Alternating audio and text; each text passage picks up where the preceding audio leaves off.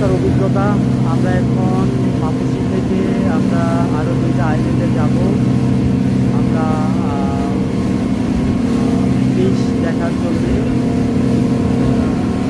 বিভিন্ন রকমের মাছ আমরা দেখতে পাবো।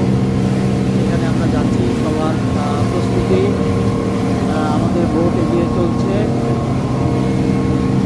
তো বন্ধুরা, মালদ্বীপের অসাধারণ সামুদ্রিক সৌন্দর্য আমরা উপভোগ করছি।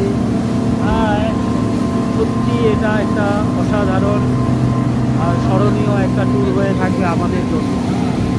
এগিয়েও আমাদের সাথে আছে মিজান ভাই, আমাদের রাসেল মাহমুদ, আমি সাথে আছি আমি, এবং আমাদের সাথে আছে আমাদের গোবিন্দদা। তো এর সাথে আমাদের পুরো ম্যাগনাসা টিম।